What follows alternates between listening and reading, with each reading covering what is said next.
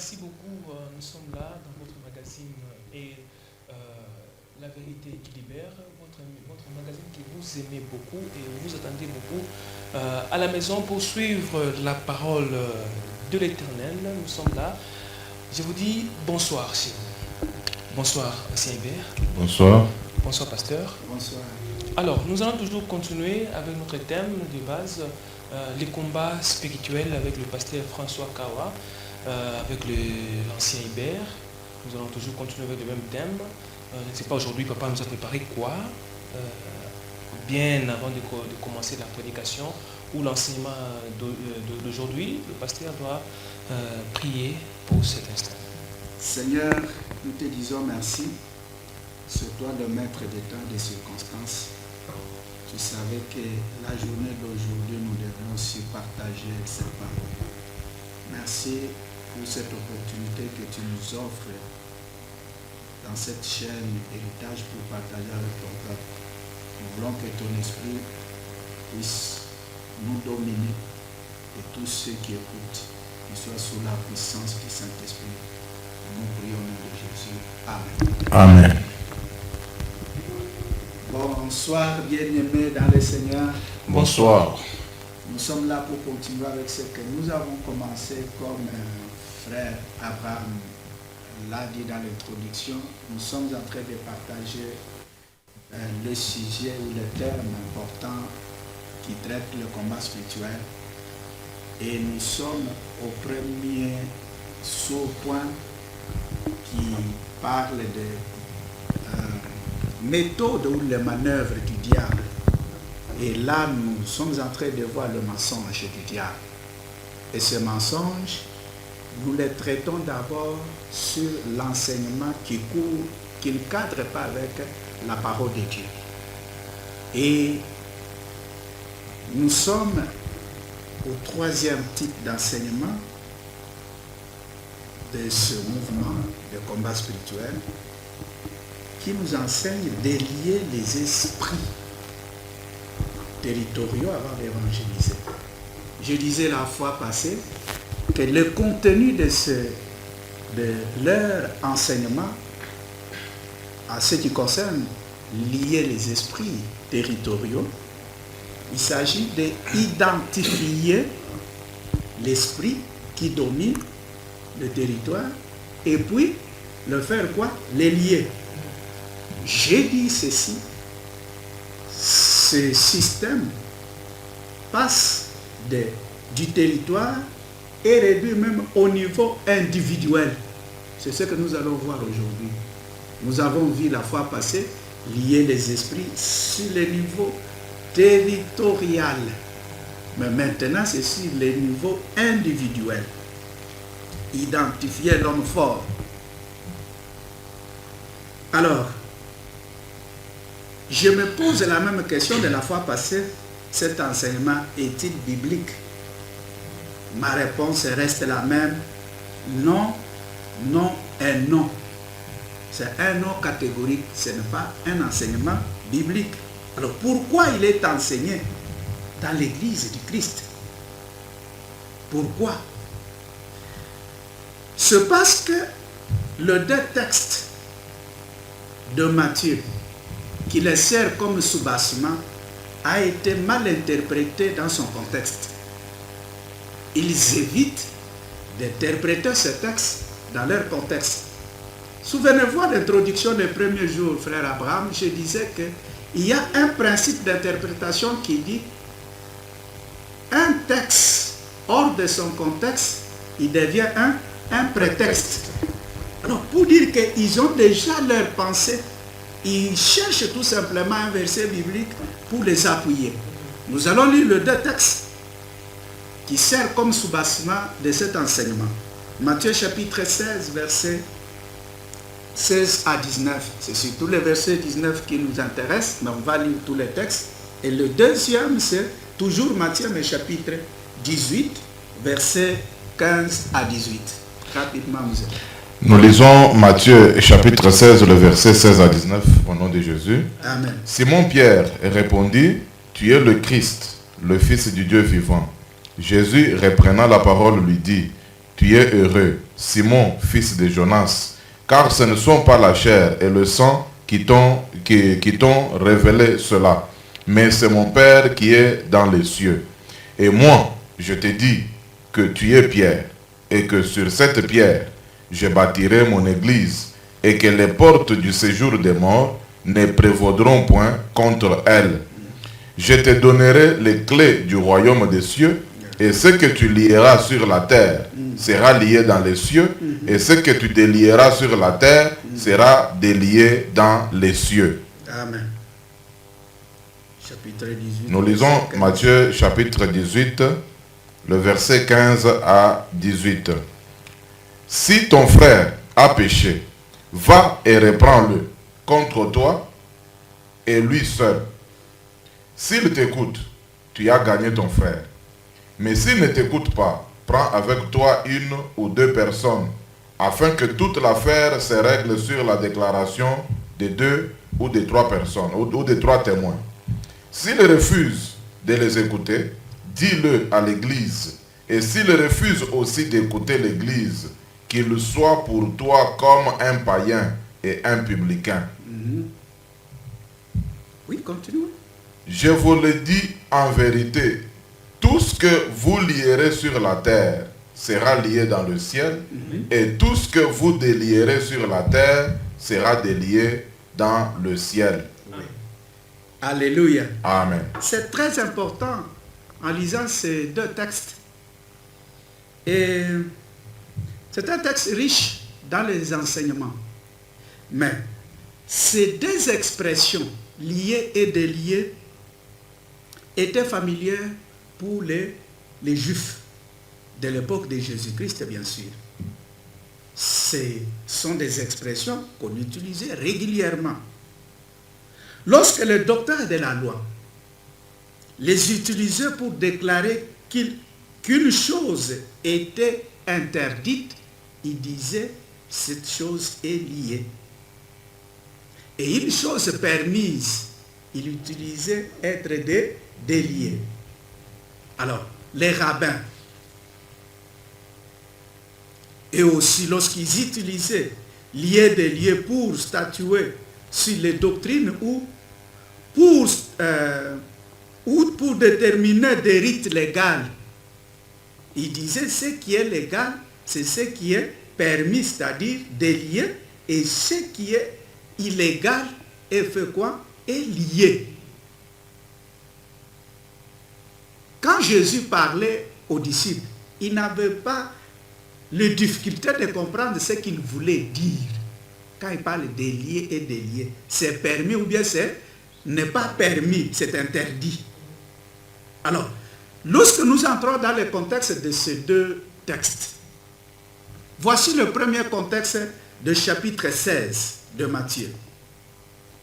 C'est dans le cadre de la proclamation de l'évangile, puisque Jésus donne le programme où il montre le projet de la naissance de l'Église. Alors, Paul a répondu ce que les gens disent. Alors Jésus dit oui, tu es Pierre, mais sur ce roc, le roc là qu'il disait c'était quoi? C'était la confession. Ce qu'il vient de dire que Jésus était fils du Dieu vivant. Il dit que sur ce roc, je bâtirai mon église. Les portes de l'enfer ne prévaudront pas contre l'église. Oui, il y aura résistance dans l'annonce de l'évangile. Il dit, mais quand même, les portes du séjour des morts ne vont pas prévaloir à l'église. Ça, c'est très important. Et si nous entrons dans l'histoire de l'église, commençant avec Actes des Apôtres, puisque Jésus ajoutait quelque chose, Pierre, je te donne les clés du royaume. Ce que tu lieras sera lié, et ce que tu délieras sera délié. Et la clé là, c'était cette autorisation de proclamer l'évangile. Nous le trouvons au chapitre 2. Il avait la clé. Il a ouvert la porte au salut aux Juifs. Après la Pentecôte, de multitudes ont crié au Seigneur ce jour-là par la proclamation de l'évangile de qui? de Pierre. Nous allons au chapitre 8. Il est allé à Samarie. Il avait aussi ouvert la porte à la proclamation ou au salut des gens de Samarie. Lorsque nous allons au chapitre 10, il est chez les païens. Il a enseigné dans la maison de Corneille. Les païens aussi ont reçu la parole du Seigneur. C'est la clé pour ouvrir le ciel. Quand les gens acceptent, les apôtres avaient droit de proclamer le pardon du péché. Et ceux qui refusaient, les apôtres aussi avaient droit de faire quoi? De ne pas remettre le péché. Bien sûr, c'est Dieu qui pardonne. Mais quand la personne se conforme à la volonté de Dieu en croyant au Seigneur, c'est lui qui prêche. Il doit parler avec certitude que tes péchés ne sont pas pardonnés. C'était l'annonce de l'évangile. Le deuxième texte, Matthieu 18, c'est dans le cadre du pardon.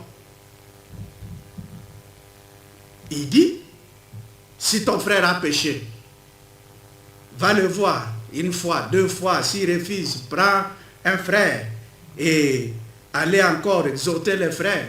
S'il refuse, amenez-le devant l'église. S'il n'obéit pas au conseil de l'église, alors considérez-le comme un païen ou un publicain. Mais tout ce que vous lierez, au premier texte, c'était une seule personne qu'on a donné les clés des liés ou de déliés. Ici, c'est tous les disciples. Là, ça nous fait même voir que la doctrine catholique qui parle de la succession de Pierre par les 13 Saints-Pères n'est pas fondée dans la Bible. Mais tout chrétien a droit de faire quoi? Des liés ou de déliés. Ici, c'est dans le cadre du pardon. Il faut pardonner le frère. Alors, il ne s'agit pas de lier les démons. Il ne s'agit pas d'identifier les démons qui hantent la personne. C'est dans le cadre du pardon. Un chrétien doit pardonner le frère, doit pardonner tout celui qui demande le pardon. Alors, si nous lisons Jean, chapitre 20, verset 23, dans ce texte, Jésus dit encore, c'est après sa résurrection, tout celui que vous pardonnerez, je lui ai déjà pardonné. Tout celui que vous ne pardonnerez pas, moi non plus aussi, je ne le pardonne pas. Vous savez que sur cette formule, frère Abraham, il y a un problème. Il y a même les gens qui disent qu'ils peuvent prier n'importe quel type de prière, puisqu'il dit quiconque. Hein? Oui. Non, quiconque, quoi que vous prierez, je vous donnerai. Mais non. Si vous regardez, tout ce que vous lierez, en grec on a écrit, c'est le parfait, le futur parfait. Et ce futur parfait, on peut le traduire, une bonne traduction, si vous regardez la version Semeur, doit être traduit au futur antérieur. Tout celui que vous pardonnerez, oui, je lui pardonnerai aussi. Non. Tout celui que vous pardonnerez, c'est-à-dire, il aurait été pardonné. C'est-à-dire, l'acte est accompli déjà dans le futur, bien que le futur n'est pas encore arrivé. C'est-à-dire quoi? La volonté de l'homme doit exécuter la volonté du ciel. Ce n'est pas la terre qui commande le ciel, mais c'est le ciel qui commande la terre. Alors ici, dans ce cadre, ce n'est pas chasser les démons, c'est dans le contexte d'annoncer l'évangile, de pardonner ceux qui acceptent le Seigneur. C'est aussi dans le domaine de faire quoi? Des pardons. Quand quelqu'un vient et l'Église a l'autorité d'excommunier un frère, et le Seigneur adoptera cela si cette décision est conforme à sa volonté, puisqu'il y a d'autres églises aussi qui excommunient un frère si il annonce la vérité, on le trouve comme un monsieur dangereux dans l'église. Non. Un opposant. Et cet opposant, s'il parle la vérité, que vous l'excommuniez, les cieux n'acceptent pas. Alléluia. Amen. C'est très important. Et quand nous regardons encore, passant par ces deux textes, nous comprenons que la croissance de l'Église sur la terre dépend autant de la proclamation de l'Évangile que de la discipline exercée en son Église. Proclamation de l'Évangile, aussi la discipline. Et si nous regardons le deuxième point, est aussi négligé dans l'Église. Il n'y a plus la discipline dans l'Église. Pendant que lié est délié, et dans le contexte de la discipline dans l'Église. Mais nous avons oublié ça. On a transformé ce texte dans le domaine des combats spirituels pour détruire les démons. Nous pouvons comprendre que le deuxième texte, c'est l'application pratique du premier texte. Celui qui accepte, il doit se soumettre à la discipline de l'Église. Là, c'est très important. Bien-aimés dans le Seigneur, voyez ce qui arrive toujours ici. On vous parlera des liés autant, comme je vais le dire à la fin. Maintenant, je vais choquer quelqu'un. Celui qui m'écoute, il sera choqué. Qu'est-ce que je vais te dire cet après-midi? Peu importe la prétention de ceux qui, à grand cri, lisent Satan. Peu importe. Celui qui crie de lier Satan. Sachant que personne ne peut les lier. Personne qui peut lier qui? Satan. Amen. Excepté Dieu. L'homme ne peut pas lier Satan. Nulle part ailleurs, aucun texte biblique qui t'autorise de lier Satan. Voyez la confusion qui existe dans nos églises. Chasser et lier, ce sont les deux mots différents. J'ai consulté mon dictionnaire de synonymes pour voir, peut-être, je suis ignorant, pour comprendre, est-ce que lier peut être synonyme, pas des traits. Lier, c'est seulement Dieu. Si vous lisez Matthieu 12, où on parle de lier l'homme fort, c'est Jésus qui lie Satan. Cela est arrivé, je crois. Même avec son ministère public, il a commencé cette œuvre. Il a lié Satan. Mais cela ne suffisait pas. Même à la croix de Golgotha, c'est là où il lui a donné même le coup fatal. Il a arraché même la clé de la mort. Puisqu'il avait la clé de la mort, il décidait la mort de qui que ce soit. Mais Jésus à la croix, lorsqu'il était enterré, il est allé dans la tombe, il a arraché la clé de la mort. C'est Jésus qui garde la clé de la mort et du séjour des morts. Satan ne peut pas décider ta mort. Puisque c'est Jésus qui a la clé du séjour des morts. Mais si Satan te tue, il va te mettre où? Puisque dans le séjour des morts, c'est Jésus qui a la clé. Alléluia. C'est très important. Alléluia. Nous craignons celui qu'on ne peut pas craindre. Il a été vaincu à la croix de Golgotha. Alléluia. Et je vous dis encore, ce n'est pas la fin. Là, le processus n'est pas encore arrivé au bout. Et nous lisons en Apocalypse que avant le millénium, Satan sera lié. Pendant 1000 ans. C'est vers la fin qu'il sera libre. Et à la fin du millénium, il sera jeté dans le temps de feu. C'est là où il passera toute l'éternité avec ses acolytes. Mais présentement, Satan est encore libre. Il y a de bonnes raisons à cela, ce que je dis. Laissez tranquille Satan agir. Peut-être vous êtes choqués. C'est ça la vérité. Aucun texte qui vous donne la liberté de lier. Première raison, à cause de son plan souverain, Dieu permet à Satan et à ses démons d'avoir une certaine liberté. Et cela pendant un temps précis. Et bien déterminé par Dieu lui-même. Satan jouit de cette liberté-là. Nous pouvons comprendre cela. Puisque Satan, c'est un instrument de Dieu, si vous ne le savez pas. Amen. C'est un instrument de Dieu. Quand Jésus voulait troubler le roi Saül, il a fait quoi? Esprit impur.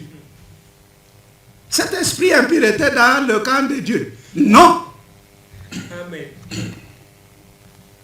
Voyez bien aimé, quand il voulait séduire le roi Akab, lorsque le prophète Michée est entré dans le conseil de Dieu, Dieu a posé la question, qui ira séduire Akab? Alors, un mauvais esprit s'est présenté, un esprit de mensonge, que je remplirai les mensonges dans la bouche de ces prophètes. Amen. Amen. Satan, c'est un instrument de Dieu pour juger les infidèles et aussi pour conquérir toutes choses au bien de celui qui le croit. Voyez Paul, les chars deviennent de quoi? De l'ange de Satan qu'il a souffleté. Pourquoi ça, Dieu a utilisé Satan? Pour que Paul, puisque Paul a compris lui-même, pour ne pas être orgueilleux. Comme, non, Paul, en 2 Corinthiens chapitre 12, alors, il a dit non. Il a compris que, tel que je suis monté au 3e ciel, ça pouvait lui donner l'orgueil. Puisqu'il est allé même au 3e ciel voir qui? Voir la présence de Dieu. Il pouvait être orgueilleux et le Seigneur envoie l'ange de Satan qui fait quoi? Qui lui soufflette cette maladie. Et quand il a prié pendant, disons, 3 fois, il pria 3 fois. Mais quelle était la réponse du Seigneur? Ma grâce te Ma grâce te suffit. Alors, il a conclu, il a même tiré une leçon que tant que je suis faible, c'est alors que je suis fort. Puisque la puissance de Dieu se manifeste dans ma faiblesse. Vous savez que Paul opérait autant de miracles, mais lui-même il était malade. Cela lui pouvait lui montrer que cette force ne vient pas de toi. C'est très important. Oh non. Satan, c'est un instrument de Dieu. Alors, je disais que Dieu lui donne cette liberté. Même Satan et ses démons, ils connaissent ça. Si vous lisez l'histoire du démoniaque de Gadara, hein, quand il a vu Jésus, il a dit, qu'est-ce qui est entre toi et nous? Nous savons que tu es venu pour nous périr avant le temps. Amen. Satan et démons connaissent son temps. Amen. Si ce n'est pas le temps de Dieu, vous les liez, il ne sera pas lié. Amen. Amen. C'est très important. Il faut comprendre ça, peuple de Dieu. Amen. Satan se moque de toi. Quand tu es en train de les lier, il est là, il est en train de rigoler même. Et vous allez vous fatiguer. Il y a des gens qui les lient du lundi à dimanche, du 1er au 30, du mois de janvier jusqu'en décembre. Mais quand tu les lis, qui les délie? C'est là où tu dois te poser la question. Alléluia. Vous voyez combien nous sommes enfants, nous sommes ignorants. Au lieu de connaître la vérité qui doit nous libérer, ce n'est pas à nous de lier Satan. Mais la mission que le Seigneur nous a confiée, c'est de détruire les œuvres du diable. Amen. Laissez-les libres travailler. Si Dieu lui a donné la liberté, pourquoi toi tu veux les lier? Vous croyez qu'il est ignorant? Quand il est allé tenter Jésus, c'est avec les Écritures. Amen. Mais mal interprété. C'est de cette manière ce mouvement aussi interprète mal. Ça, ce n'est pas la parole de Dieu. Ça n'engage pas Dieu. C'est pourquoi vous le liez du matin au soir, mais il n'est pas lié. Deuxième raison. Il est encore le Dieu de ce siècle. C'est ce que dit Paul en 2 Corinthiens 4:4. Satan et il est encore Dieu de ce siècle. Même quand il a tenté Jésus, il lui a dit quoi? Si tu te prosternes devant moi, je te donnerai tous les royaumes de ce monde. Jésus n'a pas dit non, toi, tu n'as pas l'autorité sur ce royaume. Il a dit, il est écrit, tu ne tenteras pas l'Éternel, ton Dieu. Il s'arrête là. Il reconnaît l'autorité de Satan. Il est le Dieu de ce monde, il dirige encore. Comment tu veux les lier? C'est concevable. Alors, bien aimé, quelque chose qui m'arrive dans le cœur. Bon, je ne sais pas, je cherchais à inventer un mot, bon, ça, je n'ai pas trouvé un mot. Celui qui fait la délivrance, on peut l'appeler qui? Un délivreur. Un délivreur? Ok. Les délivreurs d'autour. Oui, d'aujourd'hui, les exorcistes. Bon, ces exorcistes de notre temps, là, je réduis dans le niveau individuel. Quand il est devant un démoniaque, il y a des gens qui cherchent la vérité auprès du diable. Oui, tu es qui? Ce sont des questions. On commence à dialoguer avec les démons. Tu es qui? S'il dit, je suis tel, qui t'a envoyé? Hein? Tu viens d'où? Tu viens d'où? Avec quelle mission? Quand est-ce que tu l'avais possédé? Nous savons, la Bible nous dit que Satan, il est menteur. Il est le père du mensonge. Satan ne peut pas parler la vérité. S'il parle la vérité, il peut parler même 99%. Mais il manquera 1%. Et la vérité qui n'est pas 100% n'est pas la vérité, c'est du mensonge. Amen. J'ai toujours donné l'exemple qui provient de la science. On nous dit ceci. Dans le venin du serpent, il y a 80% de protéines et 20% de venin. Mais vous allez à l'hôpital, le médecin diagnostique votre santé, il te dit que vous avez la carence de protéines. Pendant que votre voisin, il a tué les cobras. Vous pouvez aller prendre les venins de cobra, puisqu'il y a 80%. Non. Vous allez mourir inutilement. C'est ce qui arrive dans l'église de Christ. Les gens se sont attachés aux mensonges, bien colorés, bien dorés. Ce n'est pas la parole en or, c'est une parole dorée. Là-dedans, c'est d'autres matières qui se cachent. Bien aimés dans le Seigneur, quand vous chassez le matin, le soir, et vous demandez même la source, est-ce que Satan peut te dire la vérité? C'est là où nous nous retrouvons. Il y a des familles qui se divisent. Puisqu'en exorcisant la personne, tu es qui? Je suis la tante ou je suis l'oncle. Quel est ton nom? Il cite le nom. Alors, la personne il dit que c'est mon oncle, c'est ma tante, pendant que c'est le mensonge du diable. Bien même abandonner ce système. Abandonner. On ne dialogue pas avec Satan. Ce n'est même pas important de l'identifier. Non. Oui, on donne l'exemple des Gadariens. Lisez cette histoire. Ce démon-là, quand il a vu Jésus, il est allé se prosterner. Qu'est-ce qui est entre nous et toi? Alors Jésus pose la question. Qui es-tu? Il dit que Légion, c'est mon nom. Oui, nous connaissons. Légion, c'est grand nombre de démons. Est-ce que Jésus, pour les chasser, a dit que toi, Légion, pas? Non, c'est la même formule. Il a chassé carrément. Il ne s'est pas intéressé du nom ni de l'origine, mais il a utilisé la puissance. Mais pourquoi nous passons tout ce temps? Pour identifier, pour savoir ça provient. Non, bien aimé, ça ce n'est pas la méthode de Dieu.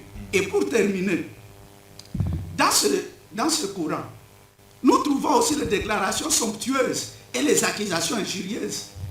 Cela ne peut pas être la façon d'un chrétien. Mais nous trouvons une bonne manière d'un bon chrétien en Jude chapitre. Donc, c'est toujours un chapitre, mais le verset 8 au verset 10. Rapidement, c'est là où nous allons terminer. Malgré cela, ces hommes aussi, entraînés par leur rêverie, suivent pareillement leur chair, méprisent l'autorité et injurient les gloires. Or, l'archange Michel, lorsqu'il contestait avec le diable Oui. et lui disputer le corps de Moïse, Oui. n'osa pas porter contre lui un jugement injurieux, mais il dit que le Seigneur te réprime. Alléluia. Voyez l'ange Michael, le chef d'armée céleste. Si vous lisez en Apocalypse chapitre 12, on vous relate l'histoire qui s'est passée au ciel. Il y a eu un combat entre Michael et Satan et ses démons. C'est Michael qui a fait précipiter Satan sur la terre. Mais quand il fallait contester pour le corps de Moïse, Michael n'a pas injurié qui? Satan. Mais dans notre manière de combattre, moi j'ai déjà assisté à des gens qui injurient Satan. Injurient-les. Il faut l'injurier. Quand il sera fâché, alors il va perdre l'équilibre. Vous allez les vaincre. Ça c'est faux et archi faux. Hein? Il faut être humble. Un serviteur de Dieu, il doit être sérieux avec Satan et les démons. Amen. Mais vous injuriez. Il y a un injure, ça. Non. Alors, c'est un péché. Que Dieu vous bénisse. Amen. Merci beaucoup. Je vous ai donné le pouvoir de marcher sur les serpents et sur les scorpions. Ce n'est pas pour dire qu'il est le pouvoir de lier Satan. Non, non. De marcher sur ses œuvres, de détruire les œuvres du diable. Merci beaucoup, pasteur. Nous sommes pratiquement arrivés à la fin de notre magazine. Ancien Hébert, votre mot. Merci beaucoup. Nous disons merci au pasteur. Nous saluons nos bien-aimés qui nous ont suivis à la maison. Nous donnons toujours notre adresse. Nous sommes sur l'avenue du Calcaire, à quelques mètres d'Héritage Télévision. Nous sommes Église évangélique Montmoridja. Vous qui nous suivez, vous avez des questions à poser. Nous avons donné le numéro. Si vous avez des questions sur l'enseignement qui passe ou sur l'enseignement passé, veuillez poser sur WhatsApp ou par SMS. Nous allons prendre des dispositions pour vous apporter des réponses adéquates. Nous sommes pratiquement arrivés à la fin. Que le Seigneur vous bénisse. Amen. Merci beaucoup à John Piana et au DG Nassis Kalenga et à la prochaine. Merci.